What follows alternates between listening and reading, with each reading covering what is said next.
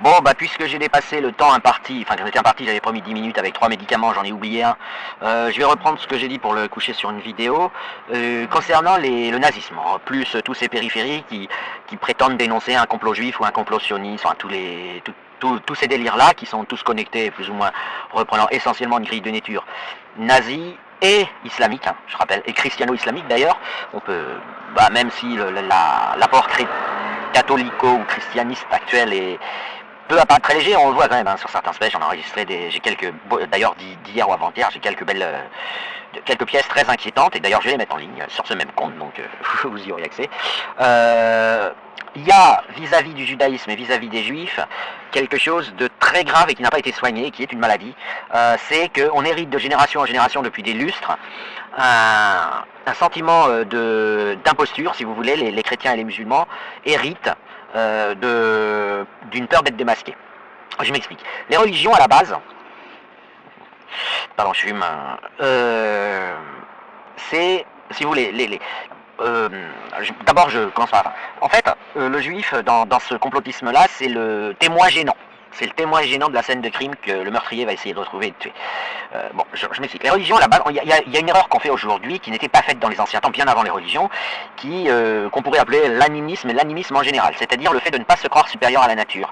De ne pas s'imaginer que la nature est morte et ne ressent rien, et nous, on aurait émergé, et on ressentirait, on serait des... Voilà, on ressentirait. Alors aujourd'hui, les gens sont à peu près conscients que les animaux ressentent, mais alors, ils dénient ça à la nature. Voilà. C'est un truc, on a tellement progressé technologiquement que pour eux, aujourd'hui, un orage, vu qu'on sait expliquer ce qui s'y passe, il ressent rien. Voilà, il nous envoie pas des éclairs parce qu'il est en colère. Donc il y a eu un mouvement de balancier. Alors qu'autrefois, jadis, il y a très longtemps, il y a des dizaines de milliers d'années, les gens négociaient avec les éléments naturels comme ils pouvaient. Ils allaient implorer le volcan de ne pas se mettre en colère et de détruire le village, et pour montrer leur bonne volonté, ils sacrifiaient un enfant qu'ils déposaient au pied du volcan, etc., etc.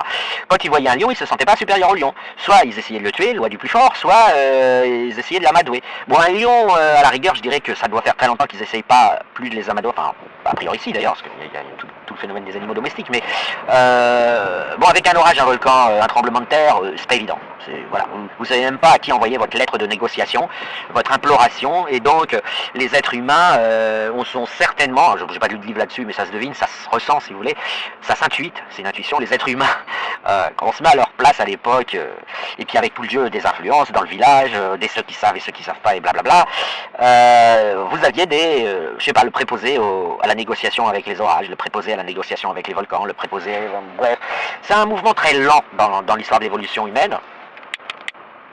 Parce qu'il y avait à cette époque-là une modestie qui consistait à accepter l'idée que peut-être l'élément hostile qui nous menaçait allait recevoir notre message. Et c'était tout à fait légitime de le penser, puisque nous on ressent. Alors pourquoi un arbre ou un volcan ou la terre, le sol local ne nous entendrait-il pas, aurait-il pas des oreilles pour dire bon bah je vais pas trembler, je suis la terre, je vais pas trembler parce que vous m'avez parlé gentiment et vous avez sacrifié des enfants. Après il tâtonnait et puis au bout d'un moment on a évalué autrement, mais on est resté avec cette démarche donc qui est que moi j'appellerais l'animisme.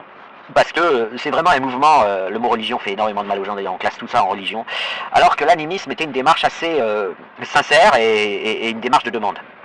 Ok, j'entendais tout à l'heure dans l'espèce quelqu'un dire nous sommes à la recherche de la vérité, quand on ne l'a pas on spécule, tout ça. Non, on est la recherche de la vérité, bon, d'une part c'est la science, et ensuite c'est pas la vérité qu'elle cherche les théorèmes, elle cherche les trucs qu'on peut prouver irréfutablement pour les maths, et ensuite elle cherche les paris qu'on peut faire en dialoguant avec la nature à nouveau, mais d'une manière un peu différente d'avant. Donc aujourd'hui on a des machines qui posent 1 milliard de fois la même question à la nature pour voir si la réponse est toujours la même, et puis si elle confirme, on dit bon elle a l'air digne de confiance, elle a l'air stable, voilà, et on se dit qu'elle nous a envoyé un message qui est oui tu peux compter sur la gravité, je ne te trahirai pas, tu ne t'envoleras jamais, voilà, et etc. Toute la science physique est plus ou moins articulée de cette manière, et les sciences expérimentales aussi, avec ensuite la manière dont elles se servent des maths, c'est assez complexe, même en physique dure, c'est assez complexe, alors je vous dis pas en biolo, dans les sciences un peu plus mal. Donc l'animisme au fond il est devenu, il a évolué, il s'est distingué en 2 grandes branches, une branche honnête, la science, les sciences expérimentales, le dialogue avec l'environnement qui ne rend pas de compte. Donc on sait on peut pas lui dire merde. Voilà, si tu te jettes du haut d'une tour, tu peux pas dire à la nature je vais m'envoler et je t'emmerde. Non, tu vas t'écrabouiller comme un steak et elle a pas entendu ton message et elle s'en fout que tu lui dises que tu l'emmerdes. Voilà. Donc on a tout ce domaine des sciences expérimentales de dialogue avec la nature, avec les maths qui viennent aider. Mais il y a probablement des petits malins, parce que dans les groupes humains, c'est divers et varié, et donc il y a des groupes humains. Bah, après, je pourrais pas vous décrire comment ça s'est passé, c'est pas évident de deviner, il faut y être, et puis il y a sûrement des gens qui ont étudié ça, mais il y avait les sorciers du village, enfin bref, tout ce qui est devenu les religions, quoi. Alors, dans le domaine des religions, vous avez eu, enfin en tout cas dans nos régions, puisque c'est pas du tout passé comme ça en Asie ils s'en tamponnent totalement de nos religions locales, vous avez eu le phénomène du christianisme, dont je ne sais pas, du judaïsme, pardon, dont je ne sais pas exactement comment l'interpréter dans le contexte que je viens de dire. Par contre, il est resté quelque chose d'important, c'est le sacrifice d'Abraham et l'idée que, si vous voulez, l'idée d'offrande d'un enfant au pied du volcan pour pas qu'il s'énerve, a un peu évolué vers des attitudes plus abstraites, puisque Dieu a cessé d'être le volcan local ou l'orage, mais pas trop quand même. Puisqu'il y a le sacrifice d'Abraham. Donc, sacrifice d'Abraham, je rappelle ce que c'est pour ceux qui ne savent pas, c'est, voilà, pour me prouver que tu m'aimes, Abraham, tu vas égorger ton enfant. Je te l'ordonne. Ça montrera que tu as conscience que j'existe et que je suis là et que bon. Et Abraham, il a dit oui, ok, pas de problème. Il a dit à son fils, attends, moi, j'ai cherché un couteau à la cuisine. Et puis ils sont montés en haut de la colline. Et à la dernière seconde, Dieu retient son bras, selon la légende, et lui dit non, non, c'est bon, c'était pour rigoler. T'as pas besoin de l'égorger. Je voulais tester ta fidélité et ta servitude. Donc, vous voyez les premiers mythes, c'était certes, Dieu n'est plus un volcan qui s'énerve, un orage ou un tremblement de terre à qui il faut parler directement. C'est devenu une entité abstraite à qui on s'adresse sans se déplacer forcément quelque part, mais enfin, par opposition au volcan, vous allez au pied du volcan déposer l'enfant, que vous avez auparavant égorgé, blablabla. C'est que d'horreur dans ces religions. Mais on a gardé cette idée de léchage de pied, quoi. C'est-à-dire d'attribuer à cette entité que les gens ont au départ appelé Dieu, d'avoir des exigences et d'aimer les faillots. Voilà. Donc, et d'exiger d'être aimé. En plus, il a besoin d'amour. Donc, ça c'est resté. Mais si vous regardez la Torah, si vous regardez l'histoire du judaïsme, mais ça, pour ça, il faut avoir lu la Torah, c'est ce que, hélas, peu de gens font, puis de toute façon, cette vidéo va faire 10 vues, grand max, donc il y a quelque chose de joyeux enfin, la Torah, vous avez l'impression que ça a été écrit par une femme pour se marrer, en gros, si je résume. C'est-à-dire que c'est très coloré, c'est vraiment un beau Seigneur des Anneaux ou un beau Alice au Pays des Merveilles, si vous voulez. Il y a plein de rebondissements, des recettes de cuisine, des horreurs, des joyeusetés, des cérémonies dans tous les sens. Et à la base, les années 0 enfer, 0 paradis, c'est à aucun moment évoqué, il n'y a rien. Voilà. Du coup, s'appuyer sur ce type d'œuvre, je dirais ovni, ou non, œuvre non identifiée, ovni, œuvre orni, voilà, orni, s'appuyer sur cette orni qui a été le judaïsme, œuvre religieuse non identifiée, et moi je pense pas que ce soit une religion, mais bon, passons, qui semblait importante au Moyen-Orient, enfin développée en tout cas, voilà, il y avait un peuple, ils se transmettaient ça, il y avait un héritage testamentaire. Et les petits malins sont arrivés et ils ont eu des ambitions plus grandes, où il fallait utiliser les religions pour soumettre leurs prochains. Et donc là, il fallait qu'il y ait un enfer, un paradis, etc. Et donc on a eu le christianisme. Et puis ensuite on a eu l'islam, qui a masculinisé le christianisme, parce que Jésus c'est la femme parfaite, donc ça allait pas tellement apparemment aux gens qui ont inventé l'islam. Ils disaient du poil, du pénis, c'est quand même important, c'est ce qui compte dans la vie. Donc ils ont remis un pénis et du poil à Jésus, ils ont modifié un peu, mais globalement ils ont repris la Torah, qui est devenue, dans le christianisme c'est devenu l'Ancien Testament, ils ne sont pas fatigués, ils l'ont repris tel quel, et suivi des témoignages des gens qui étaient à côté de Jésus, qui s'appellent les évangiles. Donc ils ont pris des notes, ils avaient un carnet de notes, et puis Jésus fait ci, fait ça, il mange ci, il va au chiottes à telle heure, blabla, et ça donnait les évangiles. Avec, on connaît la chanson de ce qu'il y a dans les évangiles. Là, quand ça s'est passé, parce qu'il faut que j'aille vite quand même, il y a un problème. C'est que vous avez un témoin d'un du crime, c'est les adeptes du judaïsme antérieur, avant, qui disent mais vous êtes en train de faire quoi là avec notre truc? Et nous, on est le peuple élu, il y a une entité qui a débarqué, qui s'est présentée comme étant Dieu, elle a ouvert les océans, elle a fait gagner Moïse contre le pharaon, blablabla. Voilà, nous, on se transmet ça, tranquille, on a une certaine connaissance de comment faut le comprendre, comment faut le mettre en application, etc.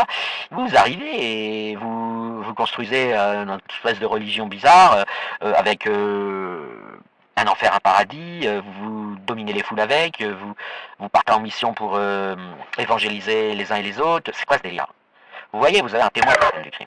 Donc attendez, cherchez pas, si les juifs sont persécutés depuis cette époque, c'est parce que dans une scène de crime, le meurtrier tue le témoin et il espère que mais là, il y a beaucoup de témoins. qu'il y a beaucoup de témoins que leur truc a été récupéré pour en faire un machin expansionniste et mondial.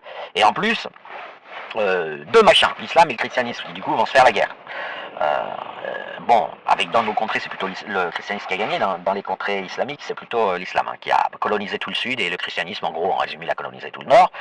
Et puis évidemment le continent américain, puisque c'est les Européens qui ont colonisé le continent américain. Mais et voilà, l'Asie a échappé à ça. Je suppose qu'ils ont dû se défendre et résister. Enfin, en tout cas, l'Asie a échappé à ça. Puis ils avaient eux-mêmes développé des manières différentes. Alors on appelle ça des religions aujourd'hui, mais voilà, l'hindouisme, appeler ça une religion, c'est vraiment tromper les gens. Et le bouddhisme, etc., le confucianisme en Chine, voilà. Donc voilà pour le nazisme. L'émergence du nazisme, je crois elle a pris ses racines. Bon, d'abord, le nazisme, c'est essentiellement les 19 et 20e siècles, mais elle a pris ses racines dans le nazisme ordonné par l'islam. Alors l'islam, il y va pas, contrairement au christianisme, qui du bout des lèvres dit des petites méchancetés de temps en temps. Le nazisme, l'islam, c'est vous avez ordre, voilà, il faut exterminer les juifs, c'est des démons, et il faut absolument débarrasser toute la planète. Donc ça, c'est ce que dit l'islam. Au moins, c'est cash, c'est carré, c'est monstrueux, mais c'est carré. Et je crois que ça a laissé des traces qu'on retrouve encore aujourd'hui dans le discours de Soral et de tous les nazis qui traînent à la surface de la planète. Hein. Et ça a laissé un paradigme. Donc parler de complotisme, oui, mais parler de motivation serait mieux en ce qui concerne le nazisme et l'antisémitisme complotiste. Parce que en fait, le complotisme est utilisé par le nazisme et l'islam comme un moyen. Mais les personnes concernées, même quand elles sont, peuvent être considérées comme trompées, donc victimes de propagande complotiste, victimes d'y avoir cru, elles ont déjà un préalable qui est en fait leur culte, leur religion initiale, qui facilite grandement les choses quand même. Et donc le reste c'est un peu, voilà, on va gratter les fonds de tiroir, on va accuser les juifs d'avoir organisé le 11 septembre pour donner une mauvaise image des musulmans, etc. Enfin plus c'est gros, plus ça passe. On va accuser les Américains d'être jamais allés sur la Lune, le monde d'être dirigé par des milliardaires, et pour ceux qui vont plus loin, hein, c'est la Terre est plate, entourée d'un mur de glace qui se trouve être l'Antarctique, au-delà duquel habitent toutes les élites, les francs-maçons. Bref, je vous invite à aller voir les vraies théories complotistes solides, qui laissent, voilà, chacun vient se servir dans ce gâteau. Et ce complotisme-là, qui est un mensonge volontaire et carré et particulièrement intentionnel,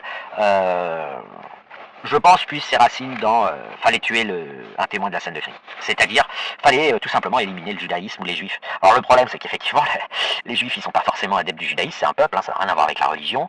Ils ont une règle, une définition parfaitement claire. Vous êtes juif, c'est seulement si vous avez une mère juive. Ça, vous pouvez être juif, être une lesbienne aux cheveux bleus, etc. Je sais pas à partir de quand ça s'est fait, mais bien avant le XXe siècle, a priori.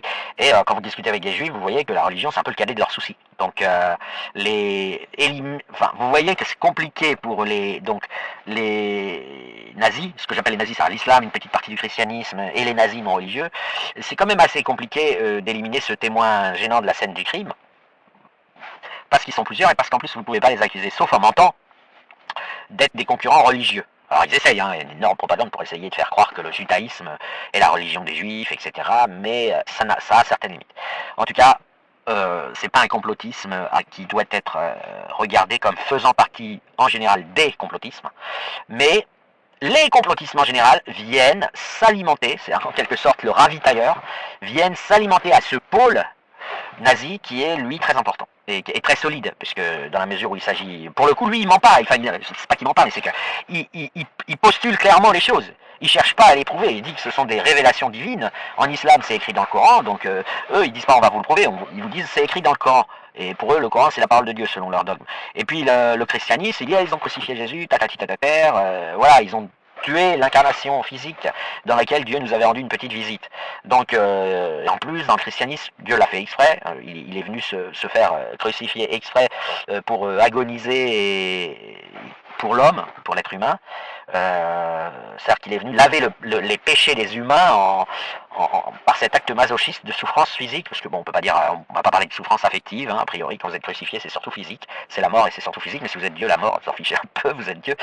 Et donc vous faites un petit passage sur terre comme ça, et donc vous avez tout prévu d'avance, et c'est les Juifs qui demandent à Ponce Pilate de vous crucifier. Vous pouvez aller voir le film de Mel Gibson, je sais pas comment on dit. Voilà, donc vous avez un gros pôle complotiste qui est l'antisémitisme nazi, qui est devenu le nazisme, parce que j'insiste, hein, c'est du nazisme, faut quand même, faut appeler les choses par leur nom, mais il ne peut pas être accusé du complotisme à la Myriam, ou à la anti-Covid, ou anti-vax, tout ça, ça n'a rien à voir. Par contre, les anti-vax, les anti-Covid, ils vont se nourrir voilà, vous pouvez imaginer le nazisme, l'islamo-nazisme, puisque c'est plutôt ça qui est l'entité réelle, c'est l'islamo-nazisme. Vous pouvez imaginer l'islamo-nazisme avec un petit peu de croisement avec le christianisme, comme une espèce de grosse baleine avec plein de seins, plein de poitrines, et les autres complotistes ils viennent téter à cet islamo-nazisme pour leurs petites affaires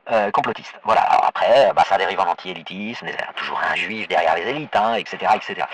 Voilà, donc si vous voulez vous soigner du complotisme, il est relativement important, je pense, de savoir où est la source charnelle et poitrinaire qui l'alimente et à laquelle les complotistes peuvent aller boire de temps en temps, même si après ils vont faire un voyage et ils s'éloignent un peu de la tutelle de l'islamo-nazisme, qui est le gros complot, pour aller jouer dans la cour de récré avec le Covid, les élites, Idriss Aberkane, Emmanuel Todd, enfin tous ceux qui répandent des discours complotistes.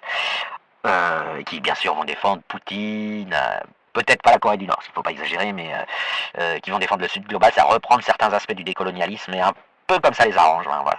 Mais en gros, vous avez quand même cette matrice initiale, et je pense que si vous la verbalisez, si vous savez regarder en vous comment vous avez construit ça, eh ben, vous avez déjà guéri la moitié de la maladie.